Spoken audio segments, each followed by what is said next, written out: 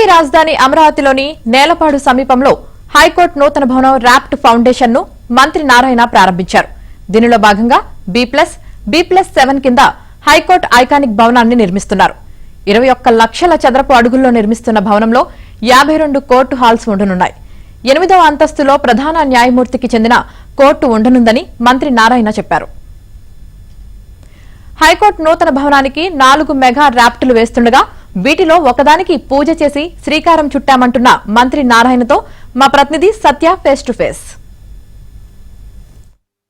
నూతన high court raft foundation ఈ రోజు కొనసాగింపు కార్యక్రమం కొనసాగుతుంది. కొద్దిసేపు క్రితమే మంత్రి నారాయణ గారు దానికి పూజ చేసి ప్రారంభించిన పరిస్థితి అవుతుంది. ప్రస్తుతం హైకోర్టు రాఫ్ట్ ఫౌండేషన్ పనులు ఎలా జరుగుతున్నాయి ఏంటి అనేది ఆయన అడిగి తెలుసుకుందాం. సార్, ఈ హైకోర్టు రాఫ్ట్ ఫౌండేషన్ పనులు ఎలా జరుగుతున్నాయి ఏంటి? అమరావతి క్యాపిటల్ సిటీలో ఏదైతే ఐకానిక్ టవర్స్ జరుగుతున్నాయో అందులో హైకోర్టు ఒకటి. ఇది 9 అంతస్తుల బిల్డింగు. దీన్ని ఆల్రెడీ వర్క్ స్టార్ట్ చేసి 15,000 క్యూబిక్ మీటర్స్ ఆఫ్ యొక్క కాంక్రీట్ వేశారు. డ్రాఫ్ట్ ఫౌండేషన్లో మొత్తం 65,000 వేయాలి. అందులో రెండవ భాగంగా ఈరోజు మరొక 15,000 స్టార్ట్ చేశారు. అది మరొక 3 రోజుల్లో పూర్తవుతుంది. అప్పటికి 30,000 అవుతుంది.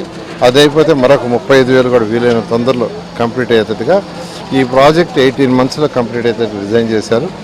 ఏదైనా విత్ ఫినిషెస్ అంటే స్ట్రక్చర్ తోటే ఫినిష్ తోటే 2027 డిసెంబర్కి పూర్తి అయ్యేటట్టుగా దీన్ని డిజైన్ చేశారు.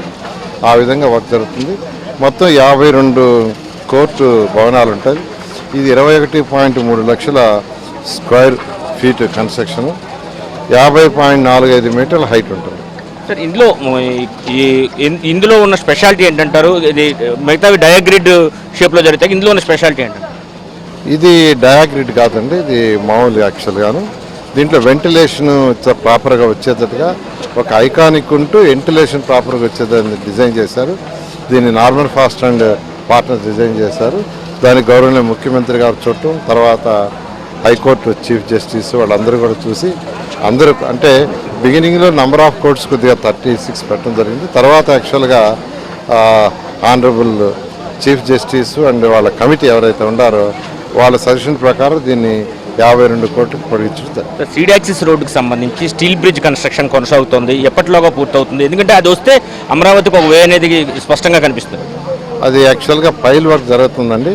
వీలైనంత వరకు మార్చ్ ఎండింగ్ లోపల అయిపోయి ఏప్రిల్లో దాన్ని యాక్చువల్గా పబ్లిక్ వదిలేసే విధంగా we are planning. Sir, western bypass utilisation ఎలా ఉందంటారు? వెస్టర్న్ బైపాస్ వచ్చాక ఏమన్నా కొంతవరకు ప్రయాణ కష్టాలు తీరాయంటారు? ఖచ్చితంగానండి. వెస్టర్న్ బైపాస్ ఒక లైన్ వదిలేశారు, 2వ లైన్ వదలాలి.